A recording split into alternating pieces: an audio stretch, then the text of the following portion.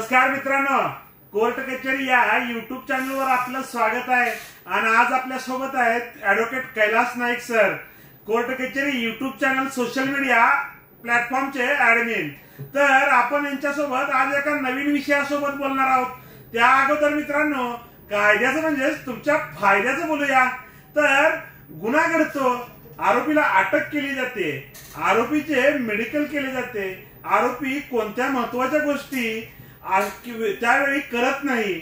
Medical करण्यासाठी आरोपीला ज्यावेळेस हॉस्पिटलला घेऊन घेतलं जातं साहेब, तर त्यावेळेस आरोपीने काय केलं पाहिजे? आता आपण ही जी गोष्ट आहे, जेव्हा एखाद्या व्यक्तीवर गुन्हा दाखल होतो गावडे साहेब, तर गुन्हा कधी खरा असतो, कधी खोटा असतो। गुन्हा करणारे काहीच लोक असतात, त्यांच्यासोबत इतर लोकांना सुद्धा त्यामध्ये गुन्हेगार म्हणून नाव घातलेलं असतं FIR मध्ये। परंतु जेव्हा एखादी घटना घडलेली असते आणि विशेषतः दोन्ही बाजूनी मारामारी झालेली असते, ज्यांच्यावर गुन्हा दाखल केलेला आहे आरोपीवर, तर ते आरोपींना सुद्धा काही जखमा झालेल्या असतात, त्यांचं सुद्धा शरीराच्या वेगवेगळ्या भागावर त्यांना सुद्धा जखमा झालेल्या असतात। कधी ते जे आरोपी असतात ते फिर्याद दाखल करतात, काउंटर केस ज्याला आपण म्हणतो, किंवा कधी कधी ते फिर्याद दाखल सुद्धा करत नाही।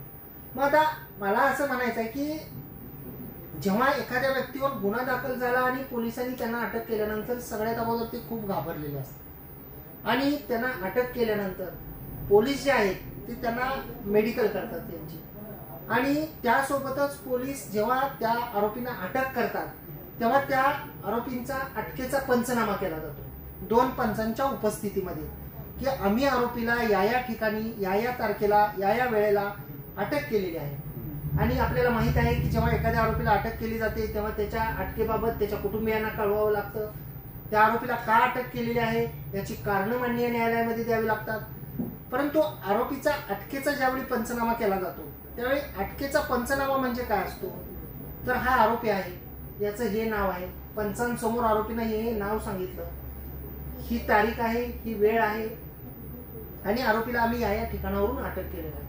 आणि त्यासोबतच त्या अटकेच्या पंचनाम्यामध्ये आरोपीचं वर्णन असतं, म्हणजे आरोपीचं जे शरीराचं वर्णन असतं, ते आरोपी उदाहरणार्थ काळा सावळा दिसतो, त्याचा रंग गोरा आहे, किंवा आरोपीच्या खुणा असतात ओळखीच्या, जन्म खुणा असतात, की त्याचा या ठिकाणी तीळ आहे।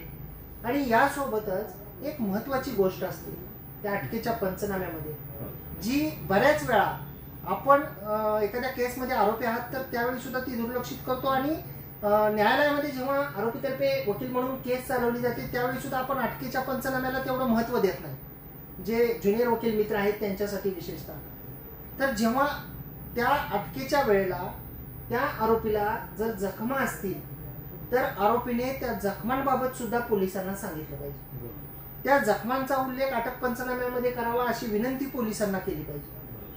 आता आरोपीला जेव्हा मेडिकलसाठी घेऊन गेलं जाईल त्याची वैद्यकीय तपासणी करण्यासाठी, तर त्यावेळी सुद्धा त्या आरोपीने त्याला असलेल्या ज्या जखमा आहेत त्या जखमांबाबत त्या डॉक्टरांना संबंधित सांगितलं पाहिजे, आणि त्या जखमा त्या घटनेमध्ये झालेल्या आहेत की ज्या घटनेमध्ये त्याला आरोपी केलेला आहे, तर त्या घटनेमध्ये त्याला सुद्धा आरोपीला सुद्धा जखमा झालेल्या आहेत असं डॉक्टरांना सुद्धा सांगितलं पाहिजे।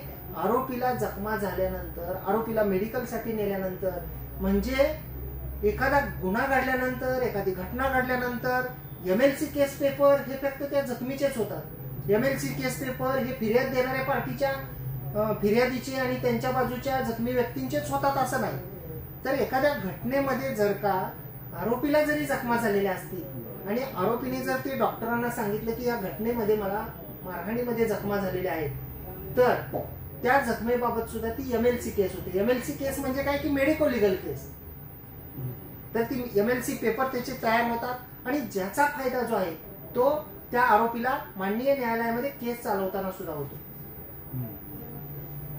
तर नाईक साहेब, समजा या गोष्टी आपण जर त्या मेडिकल ऑफिसरला असू दे अथवा पोलिसांना असू दे यांना जर सांगितल्याच नसतील तर काय करायला पाहिजे? नाही, काय आहे की असे बरेचसे न्याय निर्णय आहेत, उच्च न्यायालयाचे आहेत, सर्वोच्च न्यायालयाचे आहेत, की जेव्हा फिर्यादी पक्षाची केस न्यायालयामध्ये सुरू होते आणि आरोपीच्या अशा ज्या जखमा आहेत त्या घटनेमध्ये झालेल्या त्या जर रेकॉर्डवर आल्या म्हणजे त्या घटनेमध्ये आरोपीला सुद्धा जखमा झालेल्या होत्या असं अटक पंचनाम्यामध्ये आलं, किंवा आरोपीच्या जखमाबाबत डॉक्टरांनी त्याला तपासलं आणि त्याचे मेडिकल पेपर्स असतील ते सुद्धा चार्जशीट सोबत आलेले असतील.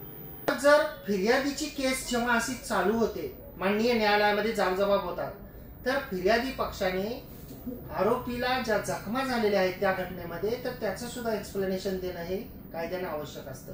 आणि फिर्यादीने जर का आरोपीला झालेल्या जखमांचं जर एक्सप्लेनेशन दिलं नाही तर it is fatal to the prosecution case, असं सुद्धा जे केस लॉ आहेत ते आहेत. आणि जसं की गावडे साहेब आपण आता चर्चा केली की काउंटर केसेस असतील, म्हणजे दोन्ही पक्षांनी एकमेकांच्यावर केसेस दाखल केलेल्या असतील आणि जो मोठा कलम लावलेला आहे एका आरोपीला, म्हणजे गंभीर स्वरूपाचा त्यांनी गुन्हा केला म्हणून, आणि त्या आरोपीने जो आरोपी आहे केस मधला तर त्यांचा जो फिर्यादी आहे त्याच्यावरही एक केस दाखल केली.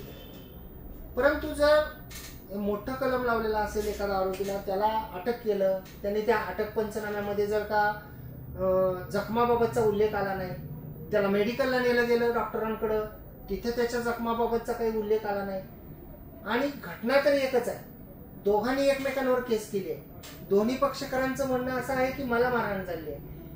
जर का आपण आरोपी असलेल्या केसमध्ये अटक पंचनाम्यामध्ये त्या आरोपीला जखमा आहेत असं आलं नाही, त्यांना मेडिकलला नेलं, तिथं डॉक्टरांनी तपासल्यानंतर जखमा नाहीत असं जर का मेडिकल पेपरमध्ये आलं, जखमांचे कोणतेच जर का मेडिकल पेपर्स नसतील, तर मग जी केस आपण केलेली आहे आणि ज्या केसमध्ये तो आरोपी म्हणतोय की मला ही मारहाण झाली आहे, तर मग ती केस सिद्ध कशी होणार? कारण आपण आरोपी असलेल्या केसमध्ये आपल्याला जखमा नाहीत असे सगळे पेपर्स आहेत. अशा परिस्थितीमध्ये हा गुंता वाढू शकतो.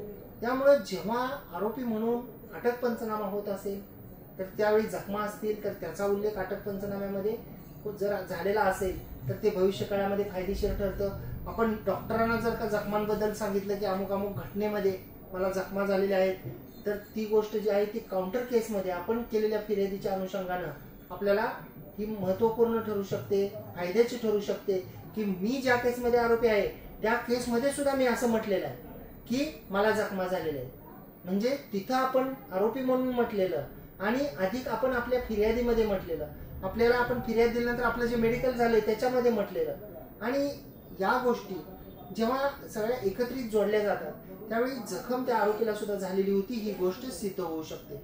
म्हणून जर का एखाद्या घटनेमध्ये जर आपण केस दिलेली त्या आरोपीने असो किंवा नसो, आरोपीने केस देवो किंवा न देवो, जर आरोपीला अटक केलं, आरोपीला जर मेडिकलसाठी नेलं, तर आरोपीने त्याला असलेल्या जखमा ज्या आहेत त्या सांगितल्या पाहिजे, त्याचा उल्लेख त्या पेपर्समध्ये आला पाहिजे. आणि जर का आपण डॉक्टरांना सांगितलं सुद्धा आणि आपण आरोपी असलेल्या केसमध्ये जर त्या आरोपीचे मेडिकल पेपर्सच आले नाहीत, फॉर एक्झाम्पल की फक्त फिर्यादी पक्षाचे जखमी, फिर्यादी पक्षाचे सगळे पुरावे आले, अटक पंचनामे आले आणि जखमा तर आपल्याला आहेत, आपण डॉक्टरांना सांगितलं आहे आणि तसं मेडिकल पेपरमध्येही आलेलं आहे की आपण आरोपी म्हणून तपासल्यानंतर आपल्याला जखमा होत्या, परंतु फिर्यादी पक्षाने ते पेपर्सच दाखल केले नाहीत, तर आपण आपल्या बचावामध्ये त्या डॉक्टरांना साक्षीसाठी सुद्धा बोलवू शकतो की आपल्याला जखमा झालेल्या आहेत. त्यामुळे जखमा सांगणं, जखमा नमूद करणं पेपर्समध्ये आरोपीला झालेल्या हे फार महत्वाचं असतं, जे पुढे भविष्य काळामध्ये केस चालू झाल्यानंतर फायदेशीर ठरू शकतं. गावडेसाठी तर मित्रांनो, आपण अटक झाल्यानंतर पोलिसांना व मेडिकल ऑफिसर यांना काय सांगितलं पाहिजे, आरोपी म्हणून काय सांगितलं पाहिजे हे महत्वाचं आपण या नाईक वकील साहेबांकडून आज सगळं माहिती घेतलेली आहे. तर मित्रांनो, अशाच प्रकारची नवनवीन कायदेविषयक माहिती जाणून घेण्यासाठी अद्याप जर आपण आमच्या कोर्ट कचेरी या युट्यूब चॅनलला सबस्क्राईब केलं नसेल तर सबस्क्राईब करा व कोर्ट कचेरी ऑफिशियल इंस्टाग्राम व फेसबुक पेजला फॉलो जरूर करा. धन्यवाद.